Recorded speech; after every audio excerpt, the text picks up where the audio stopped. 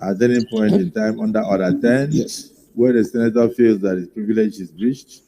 But if you are coming under Order 1B. 1B, Yes. In all cases not provided for in this standing order. In all cases not provided for in this standing order.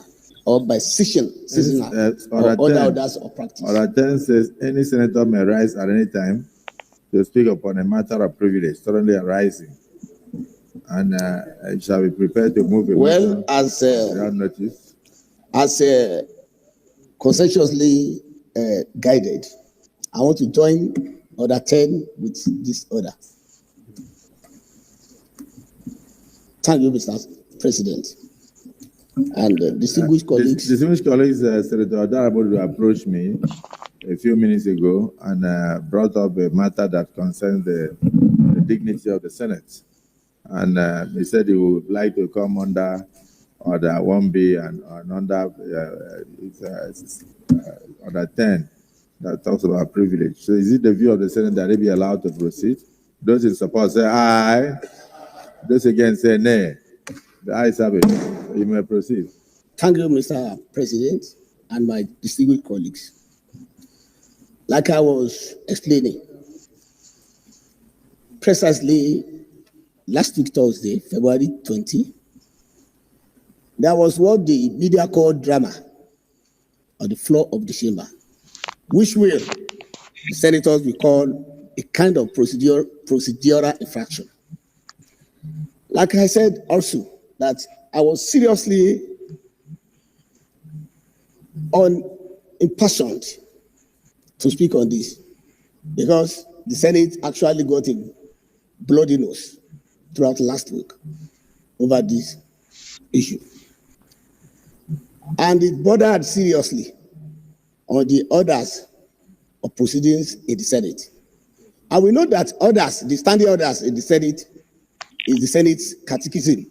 And this is what rules the Senate, because we are ruled by rules, laws, statutes, and orders. This extreme intransigence and obduracy drew a lot of public comments. Majority of those comments very negative for the Senate. And precisely it happened to one of our colleagues, that's Senator Natasha who, against Order 6 of our standing order, whereby the Senate President is variously and particularly strengthened by the statutes to allocate seats to senators. And we know that within the Senate chamber, a senator can be allocated any seat. And since no senator is allocated a seat outside the Senate chamber, we think that the Senate President is in order in this wise. But like I said, that the infraction degenerated to the extent that our colleague disagreed in order to stand by the orders of the Senate while raising a point of order. And we know that when you are in the Senate or in the legislation, when you are not in order, you cannot raise a point of order. You have to be in order to ask for order. As this was not enough, the media trolled the Senate variously and precariously from that Thursday. And I, as the spokesperson of the Senate, I had to go about trying to mend those broken pieces of the images and integrity of this 10th Senate, which I think should not have happened. And like I said, I reiterated that the Senate is not for skit making. It's not for content creation, whereby you show off before cameras, for the media to take pictures, take shots, snapshots, TikTok, and so on and so forth. And then we exhibit so that we can play the underdog, and then the general public, who might be very oblivious of the guiding rules of the Senate, can poo-poo the Senate. So this brouhaha went on up till today. And I know, because as we are here, some media houses are still even inviting me to come and explain off further what transpired. But, Mr. President, my hunch is not whether a senator can raise any issue within the chamber, because we know we enjoy absolute privilege. But absolute privilege is not absolute disobedience. You know that one. I just want to behold my colleagues that the popular saying that as you lay your bed, so you shall sleep on it. Are we laying this bed very well and decently for us to sleep very well, have very good dreams for Nigeria? We are all here, 109 of us, Mr. President and my colleagues, sent to this place by our constituents for 3 major reasons: to make laws for the good governance of Nigeria, to advocate for our constituencies, various ones for that matter, and to do oversight functions of the MDAs. And anything outside this, we look at it as privileges, not only the sitting arrangement in the Senate. And we all subscribe to the leadership of the 10th Senate under Senate President, Senator Godwin Akpabio. And like what I experienced, the whole thing, some people, a section of the public, are now narrowing it to Mr. Senate President versus a senator, which is not so. Because our guiding rules, which is our testament and our catechism, our own Bible and our own Quran, which we all subscribe to religiously, embodies and epitomizes the whole Senate of the Federal Republic of Nigeria. Any action against it is an action against the Senate. It's not an action against the Senate President. Mr. President, sir, we were told when we were growing up as toddlers that where there is no law, there's no sin. But we have laws. Then it means that any contravention of that law is a sin. And where there is sin, there must be penalty. And where there is penalty, we expect penitence. And going further, it's not about the sitting arrangement only. We are made to believe about, to see expletives being rained on the leadership of the Senate, on the allocation of committees, which repeatedly we ask, we have been voted for in our constituencies as chairmen or committee members. No. We have our primary assignment, secondary and tertiary assignment. These are just auxiliary assignments. Mr. President, I don't want to take too much of our time explaining myself off. Explaining myself off. But, like I said, I want the leadership of the Senate to stand by the rules.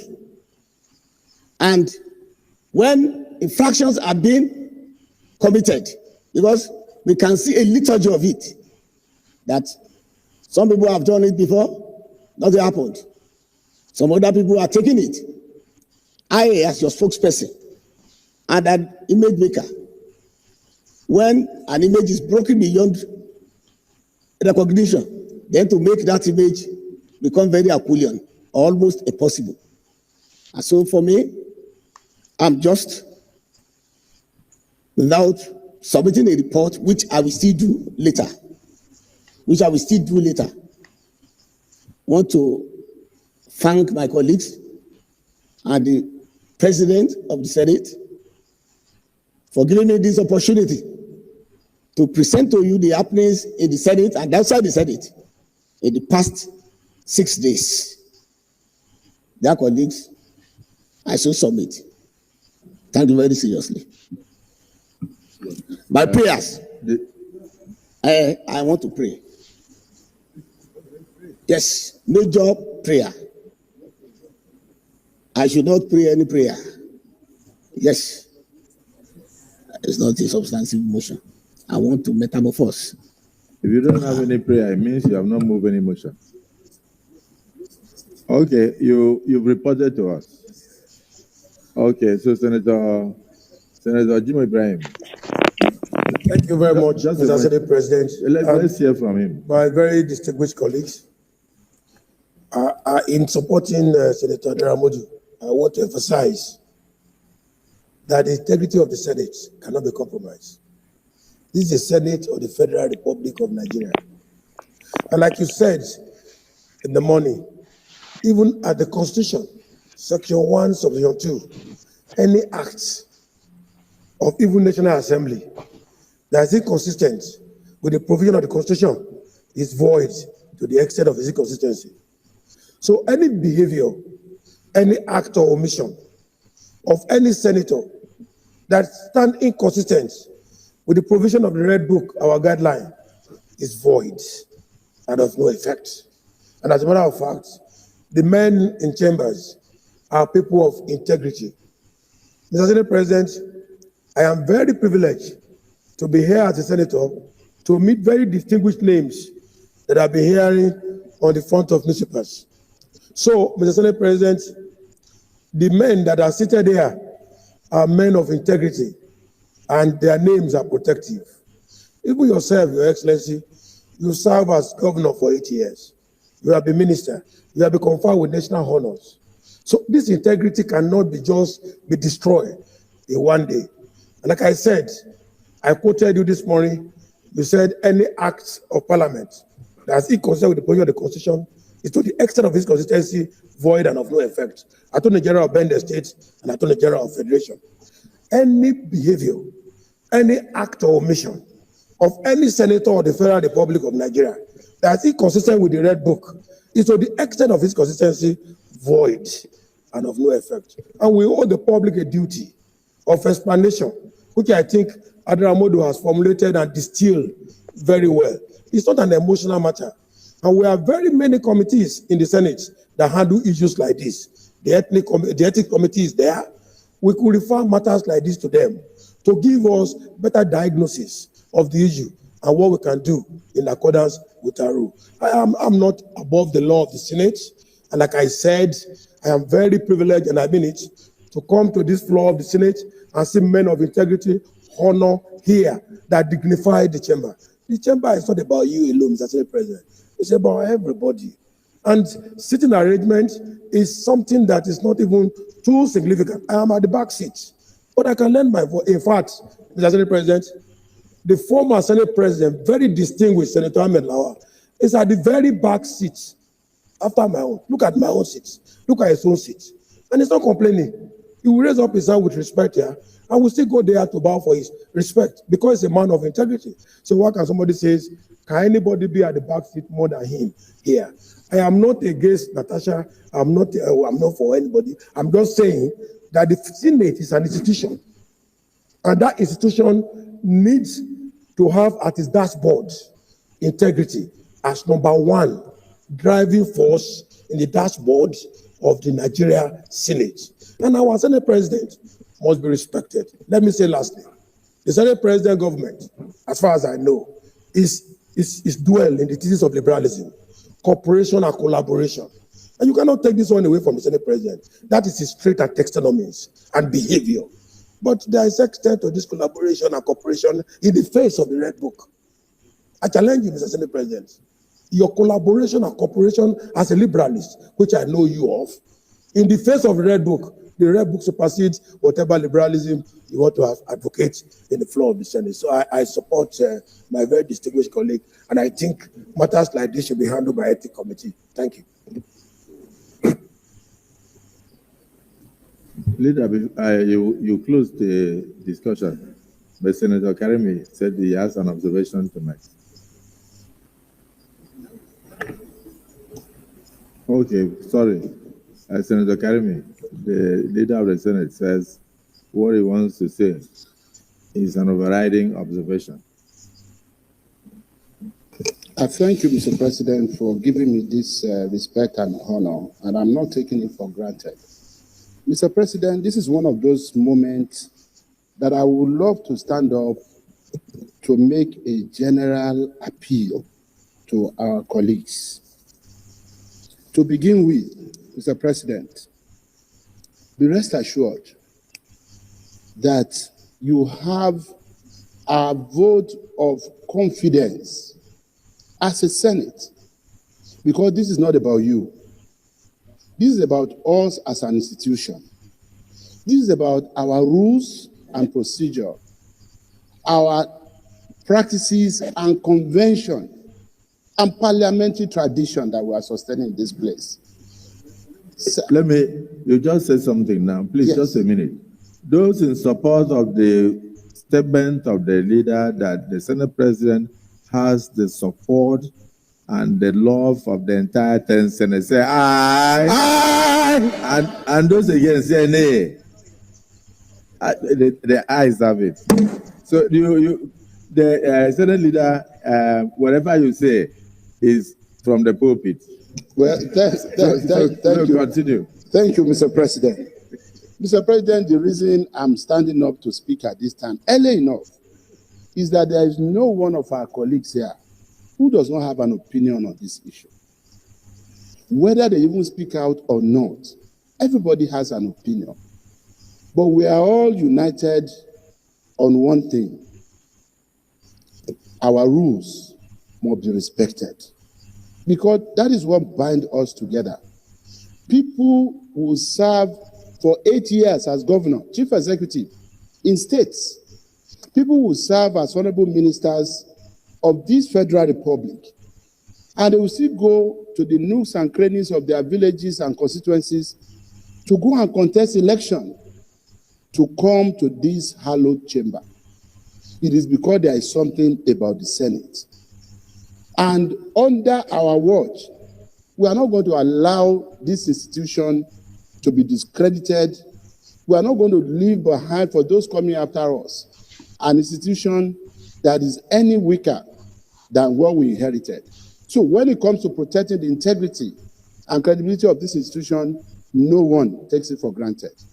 Let me also make it clear to members of public that the whole simi ulabalu about one of our colleagues, Senator Natasha Akpabio, being asked to move to another seat, is nothing that has to do with gender, is nothing that has to do with hatred, is nothing that has to do with any form of malice. For the record, let me say again, distinguished Senator Adamu Alero, who had been governor for 8 years, who had been honorable minister, and who is one of the most ranking senators in this Senate today, was asked to move his seat. And he didn't make any issue out of it. We had a reason to change the seat of His Excellency distinguished Senator Aminu Waziri Tambuwa. He didn't make any issue out of it. Senator Jarigbe, Jarigbe, we had a reason to move his seat. He didn't make an issue. Senator Wadada, we moved his seat. He didn't make an issue out of it. That's on the minority side. On the majority side, we had reasons to move the seat, change the seats of the likes of Senator Wamako, obviously one of the most ranking senators here, two-time governor before. He didn't make any issue. Senator Olamilekan will change his seat. Senator, that's the chairman of appropriation. Senator Adetokunbo Abiru will change his, and several other people here. And the part of the reason that necessitated our recent decision to change seat was because at least 3 people, 3 distinguished colleagues, had moved from the minority aisle to the majority aisle. First was distinguished Senator Ifeanyi Uba of blessed memory. And then Senator Ezenwa Francis Oyewuchi moved. And then lately, distinguished Senator Ned Nwoko moved. All of this necessitated a change in our sitting arrangement because we needed to readjust. Of course, I understood why distinguished Senator Adaramodu would be concerned. He's our image maker, he's our spokesperson. And most of all listened to the interview that distinguished Senator Natasha Akpabio granted unberiketed. She exercised her right to speak, but the question was about the contents of what she said, whether it was the truth or not. Sir, we have a committee that is in charge of how much of a strength of character we display as elected members of this Senate. How much of respect to the rules of this Senate that we display. That is the Committee on Ethics, Privileges, and Public Petitions. That committee has a responsibility not only to investigate whatever alleged, refusal to obey our rules or display of lack of strength of character, but the committee also has a responsibility to ensure that the privileges of the affected senator are also protected. And it is important that rather than all sitting here to debate this issue, that we just allow this matter, most respectfully, to be referred to our Committee on Ethics, Privileges, and Public Petition, so that the committee can deal with this issue and probably in a week or two come back to us. And that will form the basis of our further debate and action on this matter. What Senator Adaramodu presented was a general report, and he had to come under Order 1B because it was not on the other paper for today, and he did it well. But it was not for him to make any prayer. It was not a substantive motion that he was bringing. He has laid his report before us. I beg most respectfully, let's refer this matter to our Senate Committee on Ethics, Privileges, and Public Petition, and they will get back to us so that right after this, we can go into an executive session and discuss other issues of public importance. But on this matter, I pray that we do not debate it any further. Let's just refer it to the appropriate committee. I so submit. Well, distinguished colleagues, the Senate leader more or less has finally arrived at a motion before us that we should refer the entirety of the saga to our ethics, code of conduct, and public petitions to revert back to us. But let me just read this for the record. I'm sitting today as Senate President. Tomorrow I will not be here. One day I will not be here. Another person will be here. I was a member of the 8th Senate. Today I'm a member of the 10th Senate. I believe strongly it's only God that knows who will be a member of the 9th Senate, or the 11th Senate, 12th Senate. The institution remains. Even as I'm talking now, Senator Buhari knows that the rule allows a senator to sit anywhere, but if you need to make contribution, you must go back to your seat. And part of maintenance of order from the presiding officer is that where a particular senator perambulates too much around the Senate, you recognize him to speak. And so most times, that senator, I won't mention the name, will have to run from here straight to his seat because he knows the rule. He knows the rule. He knows the rule that he has to speak from his seat. Even the first time the issue came up here, our distinguished sister was not even speaking from her seat. And that was when we tried to call her to order. I think part of the problem is when people come from court-declared senators, they miss the orientation. The management of the National Assembly is hereby ordered to organize periodic